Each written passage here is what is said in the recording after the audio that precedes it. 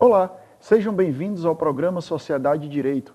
Esse programa você nos acompanha na TV Universitária, canal 14 da Multiplay.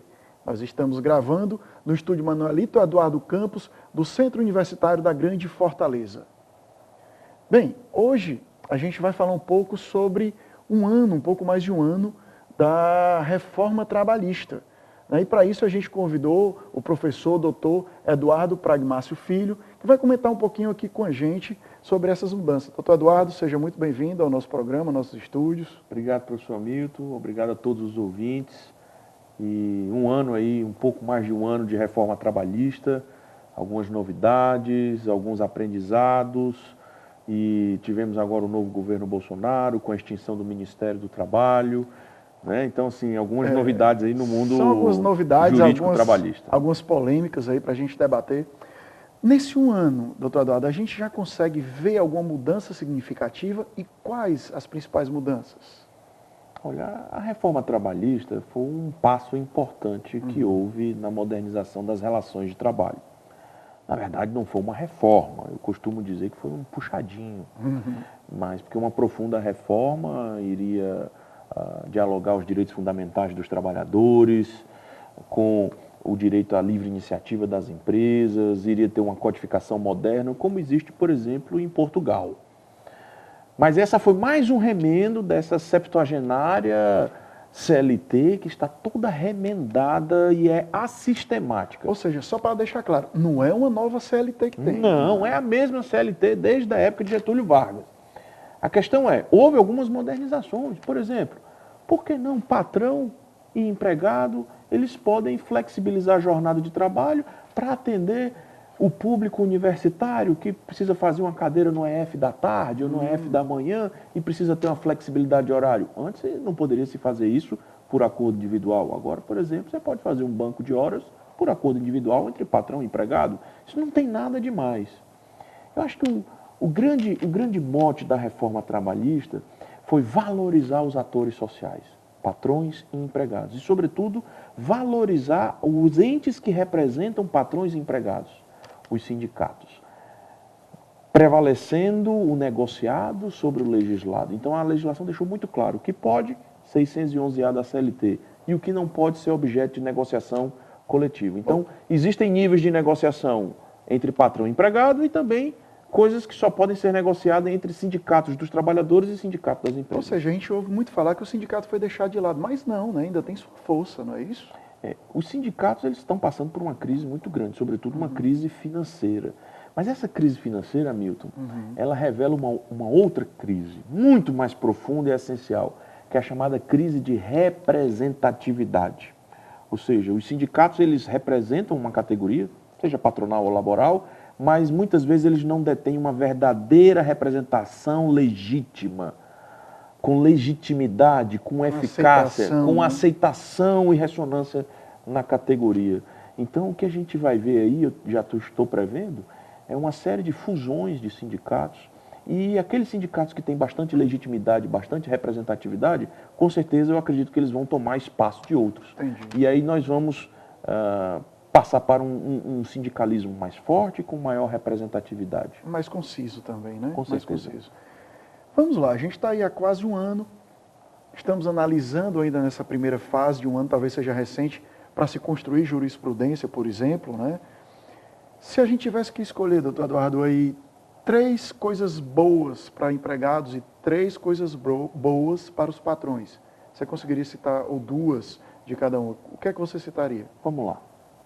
Primeira, flexibilidade de horário.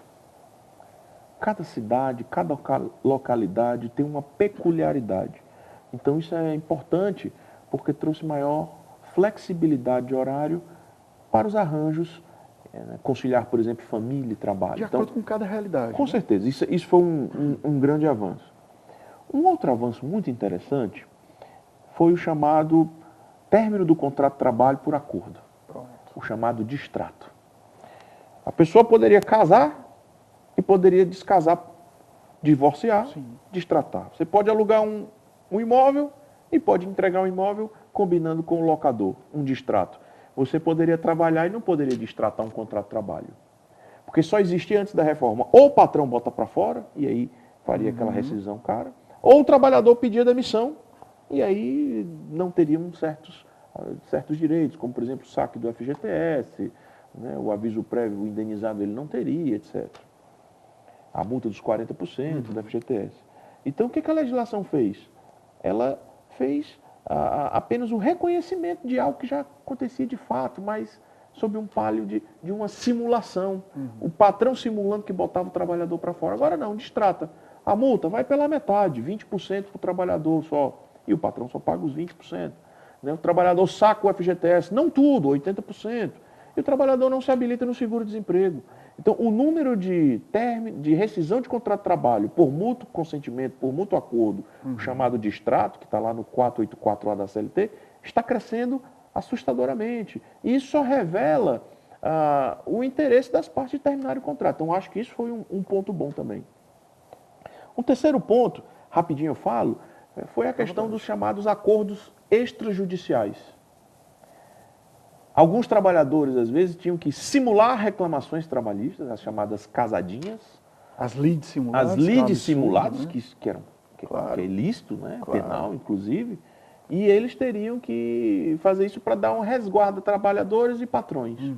Agora não, você terminou seu contrato de trabalho, você procura um advogado, senta com o advogado da empresa, redige um documento, todo mundo assina, protocola na justiça e agora a justiça vai e homologa esse acordo. Ou seja, isso tem um recado muito grande, Hamilton. O Estado democrático de direito, ele dá aos particulares a própria solução de seus conflitos. Ou seja, não existe solução apenas no Estado, não existe solução apenas na jurisdição. E é por isso que essa reforma trabalhista deu uma abertura para os chamados meios alternativos de soluções de conflitos ou meios adequados de soluções dos conflitos. Então a gente tem duas situações. A primeira, se está tendo maior possibilidade de acordo, maior possibilidade de não se levar ao Poder Judiciário, a gente está deixando claro, então, que o direito trabalhista ou está ficando mais forte, que é um direito privado e que tem direitos disponíveis nesse caso. É mais ou menos isso? Um dos mitos sobre os quais Perfeito. o direito do trabalho se construiu é o mito da indisponibilidade dos direitos, o mito da irrenunciabilidade. Esse mito ele vai sendo derrubado pouco a pouco. Na verdade, o que a gente verifica na tendência do direito do trabalho, Hamilton, é um direito do trabalho menos imperativo, ou seja, em que somente a lei toma conta e regula o espaço social, e o direito do trabalho está passando para um direito mais dispositivo, um direito mais aberto, mais genérico, em que a lei recua, cede espaço para os próprios particulares estabelecerem o conteúdo das negociações, sejam individuais, sejam por negociação coletiva. Ou seja, o direito do trabalho, ele está deixando de ser o direito do emprego e passando a ser o direito de todos os trabalhadores.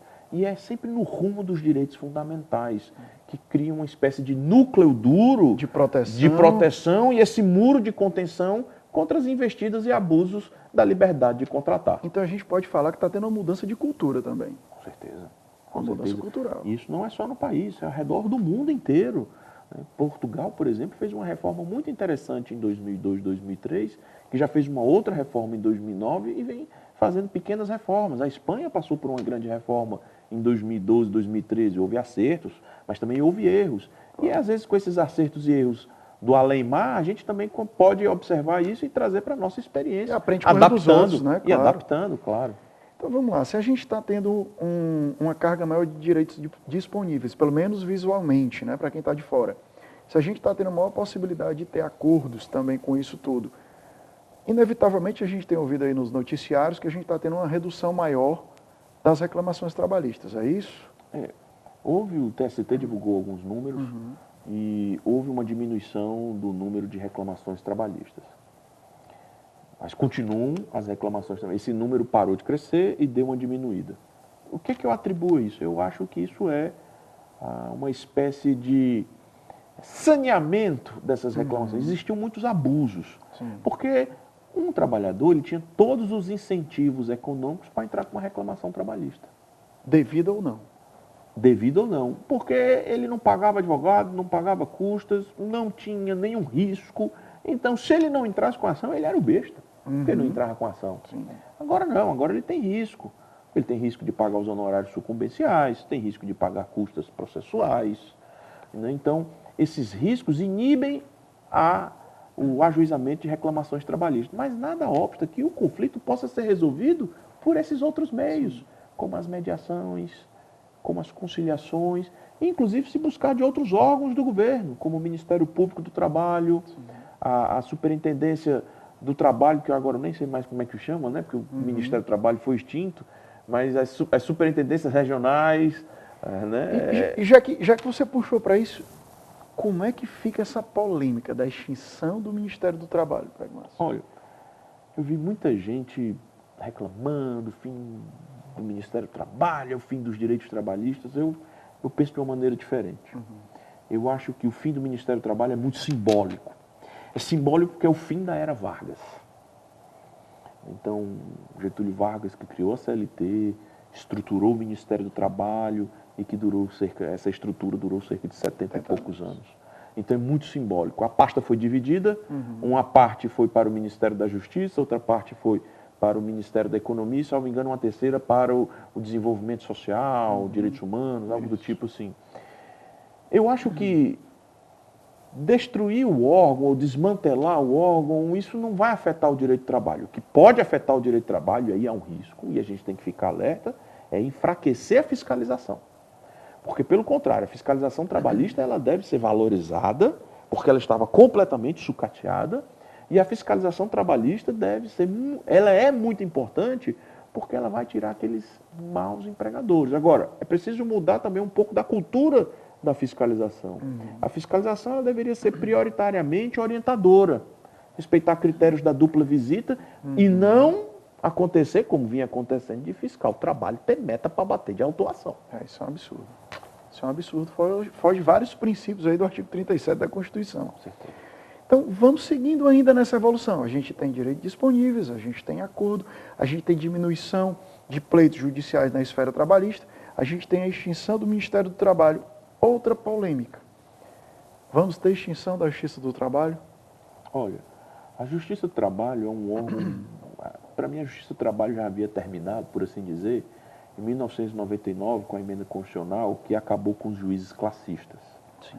Tudo bem que existiam muitas críticas a respeito dos classistas, que eram cabides de emprego, a forma como eles ascendiam, a condição, mas os classistas eles tinham um aspecto muito interessante, que era o povo, por meio de seus representantes sindicais, participando dos destinos da solução dos conflitos.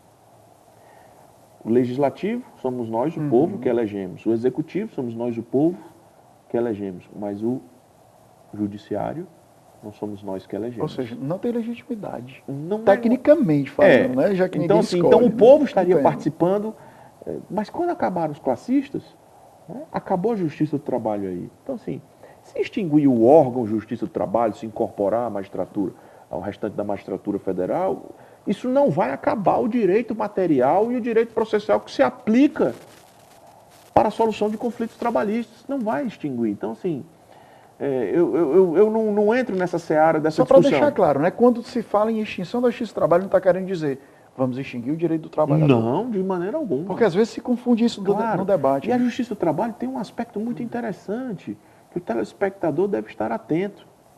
Existe uma certa hierarquia do Tribunal Superior, os tribunais regionais de trabalho e as varas do trabalho. Existe uma hierarquia funcional, uma hierarquia administrativa, e inclusive uma certa obediência à jurisprudência. Sim. E aos precedentes do Tribunal Superior do Trabalho. E isso dá uma certa organicidade à Justiça do Trabalho, que torna a Justiça mais célere, mais organizada e que presta a melhor prestação jurisdicional. Diferente da Justiça Comum Estadual e Federal. Perfeito. Vamos continuar a evolução. Acabou tudo isso. Direito não vai ser extinto. Tinha conversa que iria extinguir FGTS, 13º. Isso parece mais um papo de fake news, que parece estar à moda, porque tem alguns direitos que são garantidos na Constituição, não é isso? É. Se a gente observar, por exemplo, a reforma trabalhista, o rol de direitos que estão contidos no artigo 7º da Constituição, nada disso foi mexido. Ao contrário, está lá no 611B da CLT que negociação coletiva não pode tratar de uma série de direitos que estão lá no artigo 7º da Constituição. O que a gente precisa, Milton, é acabar com a corrupção, o que a gente precisa é valorizar o empreendedorismo, né, valorizar o contrato. É isso que é a necessidade, mudança da cultura nas relações de trabalho. Porque a reforma trabalhista também não gera emprego. Sim. O que gera emprego é desenvolvimento econômico. Perfeito. O que pode acontecer, talvez, de uma reforma trabalhista é de criar um ambiente mais propício para se empreender e para se fazer negócio. Então, assim, o direito do trabalho está passando por essas mudanças, porque a gente tem que competir com o que está acontecendo lá na Ásia. E quando eu falo da Ásia, eu não falo da China. Porque a China tem um nível de legislação trabalhista tão forte quanto o brasileiro, e tão forte quanto outros locais do mundo. Eu estou falando aqui de Bangladesh, eu estou falando aqui de outros países asiáticos, né, que servem como exportadores de mão de obra e de subvalorização das relações de trabalho. Trazendo agora para o momento presente. Recentemente, infelizmente, a gente teve aquele acidente lá em Brumadinho, envolvendo a Vale, né? E várias pessoas desaparecidas, várias pessoas vieram a óbito por causa daquele acidente. E aí nos remete à questão de indenização com relação às questões trabalhistas, que, se eu não me engano, há um limite, há um tabelamento.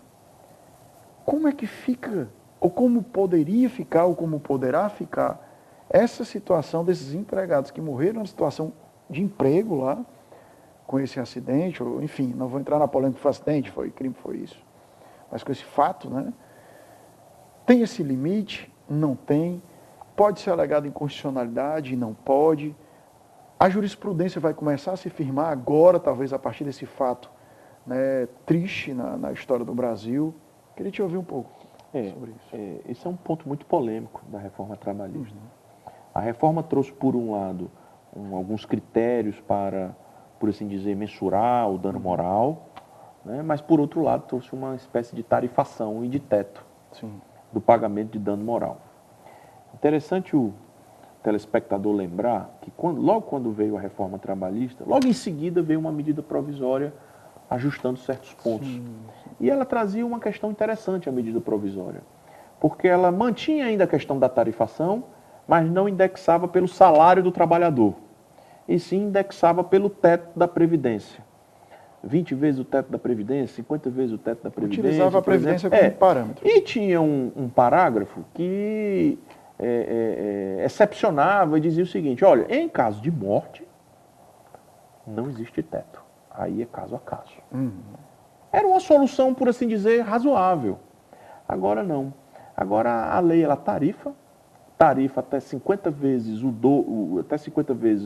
o valor do salário do trabalhador, né? E isso também pode dobrar em caso de reincidência, que há reincidência lá no caso da Vale. Claro. Né? Mas o legislador não foi feliz nesse ponto. Existe já no Supremo Tribunal Federal questionamento sobre esses dispositivos. Né? Eu acredito que o Supremo, em virtude desse caso emblemático e paradigmático, pode ser que venha julgar, e o juiz, incidentalmente, ele pode julgar a inconstitucionalidade desse dispositivo. Né? Até porque aquela máxima, a indenização, ela se mensura pelo dano, pela extensão do dano. E vale lembrar ao telespectador que essa limitação é apenas em relação ao dano moral. Não se refere ao dano material, que seriam os lucros cessantes. O que ele viria a ganhar na expectativa de vida. O luto da família, né, algumas despesas com tratamento, coisas desse tipo. Então, os danos materiais não tem tarifação. Então isso é o que só tem para tarifação só para o dano moral. E aí tem gente que ainda diz o seguinte: olha, eu ainda poderia dizer que dano existencial, abalos psicológicos, etc. E tal, que a vertente estaria fora do dano moral, que seria o dano existencial. Outra uma vertente seria o dano estético. mas eu acredito que a doutrina trabalhista ainda vai se debruçar bastante sobre isso. Agora, eu estou vendo que você está com alguns livros aí. Me fala um pouco sobre esses livros. Deixa eu dar uma olhadinha nesse aqui, por gentileza. Eu vou doar aqui para a biblioteca do Centro Universitário da Grande Fortaleza. Esse aqui é o meu último livro, que se chama Teoria da Empresa para o Direito do Trabalho, que foi fruto da minha tese de doutoramento na PUC. E eu discuto casos como esse de Brumadinho, por exemplo, mas que aconteceu em Bangladesh. Se o telespectador tiver uma curiosidade, coloque Rana Plaza no Google e você vai ver um desastre de um edifício de 5 pavimentos que matou mais de 1.200 trabalhadores lá em Bangladesh, das roupas que a gente compra de marcas famosas, né? Então, assim, existe um componente das empresas que chama o risco reputacional e o seu dano também que ela pode causar na sociedade, que a gente viu aí, por exemplo, que a Vale da noite por dia, por conta desse dano que ela ocasionou, perdeu 50 bilhões por conta da reputação. Então, estou passando aqui suas mãos, amigos. E esse outro se chama A Boa-Fé nas Negociações Coletivas Trabalhistas, que foi fruto da minha dissertação de mestrado, ambos publicados pela LTR. E aqui eu discuto a questão da organização sindical brasileira, que os sindicatos devem negociar de boa-fé, critico a questão da representação, que não tem uma verdadeira representatividade. Quando você falava da legitimidade. Da legitimidade dos sindicatos, que é muito importante negociar e negociar de boa-fé. Então, estou passando as suas mãos, professor Hamilton, para encaminhar para a comunidade acadêmica aqui em nome do Centro Universitário, esse presente.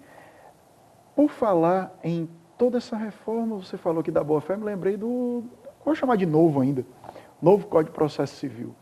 Teve alguma mudança lá no novo Código de Processo Civil, Pragmácio, que veio atingir aqui o processo trabalhista? Muita coisa. O processo civil agora está mais cooperativo, mais negocial, um elevado respeito ao contraditório. Então, por exemplo, tinha uma súmula do TST que dizia o seguinte: se você errou o pagamento das custas por 2 centavos, já não recebia o seu recurso. Aí agora não. Em homenagem ao contraditório, intima a parte para pagar os 2 centavos e receber o recurso. Então, são assim, o direito processual civil ele está muito mais à frente do que o processual do trabalho, né? Está um direito mais consentâneo com a celeridade processual, elevado respeito ao contraditório e a cooperação das partes. Sobretudo para quê? Para tentar solucionar o conflito da melhor maneira possível. Que está dentro aqui também da boa-fé nas negociações das relações. A boa-fé objetiva que está lá no Código Civil, ela repercute até na seara processual. O dever de informar, da transparência das partes, isso envolve também a boa-fé processual. Sim, sem dúvida. Pragmácio, outra coisa também que dizem que afastou alguns colegas e afastou algumas reclamações, seria a questão dos honorários de sucumbência. Os juízes aqui, notadamente no estado do Ceará, têm aplicado já isso no sentido reverso? Vamos supor, o empregado entrou, não tem direito, pedindo 100 mil reais, tem direito a 5 mil reais. Essa diferença, ele tem assumido esse ônus? Esse é um tema polêmico também, porque os honorários advocatícios, eles são extremamente importantes, porque é a verba alimentar do advogado, e o advogado não vive de luz, ele vive de honorários. É importante. Dê uma certa paridade, porque o que é o honorário de sucumbência? Quem perde paga os honorários do advogado da outra parte, da parte vencedora. Aqui no Ceará, ele já tinha uma jurisprudência, por assim dizer, que dava os honorários advocatícios antes mesmo da reforma. Mas essa jurisprudência ela foi, de certa forma, tolhida, quando o TST impôs ao regional cearense que observasse a súmula nacional, a súmula do TST. De forma que, quando a reforma veio e trouxe os honorários sucumbenciais, a maioria dos magistrados está dando os honorários sucumbenciais, sobretudo para aquelas ações que foram protocoladas após o início da vigência da reforma trabalhista. O que ainda vai se modular é em relação à base de cálculo dessa reforma, dessa sucumbência. Se é do pedido, se é do total dos pedidos, se existe sucumbência, por exemplo, Se uma pessoa pede 100 mil de dano moral e o juiz dá 5, será que ela foi sucumbente em 95? Né, o STJ entende que não. A Justiça do Trabalho também está entendendo que não. É só daquilo que o trabalhador efetivamente perdeu tudo. Entendi, entendi. Bem, Pragmácio, a gente já está aqui conversando há um tempo, que o tempo é um carrasco. Infelizmente passou ligeiro, né, quando a conversa é agradável, esclarecedora, e fica o convite já para próximo, porque não dá para a gente esgotar esse tema que é gostoso de falar, fica esclarecedor para os alunos do Centro Universitário, para os telespectadores da TV Universitária, aqui do Centro Universitário da Grande Fortaleza, que a gente está voltando aqui com o programa, com o estúdio novo, né, os colegas que nos acompanham já têm notado isso, e para esse retorno a gente resolveu convidar ninguém menos que o Dr. Eduardo Pragmácio Filho, trazendo essas mudanças aí, que agora a gente consegue ter mais ou menos um reflexo após um ano. Então, Pragmácio, a gente agradece em nome do Centro Universitário a doação dos livros, né, para compor a nossa biblioteca, e também gostaria de pedir aí um minuto para você fazer as considerações finais para quem está nos assistindo, por gentileza. Agradeço enormemente o convite, professor Hamilton. Dizer que é sempre um prazer poder falar para esses telespectadores e para toda a comunidade acadêmica, agradecer também a gentil acolhida de todo o staff aqui do estúdio, e pode me chamar. E se ainda tiver aqui no formato do programa debate, é sempre bom trazer alguém para a gente debater. Pronto. Que a gente vai, que é dos debates que surgem as melhores ideias e anima também um pouquinho. Perfeito. Gostaria de agradecer a você também que nos acompanhou, que vem nos acompanhando há tanto tempo, e eu te convido para os próximos programas aí na TV Universitária, canal 14 da Multiplay. Não esqueça, também a gente está nas redes sociais, no YouTube, no Instagram, você coloca @Centro Universitário, na Grande Fortaleza, que você nos encontra lá. Um abraço, até a próxima.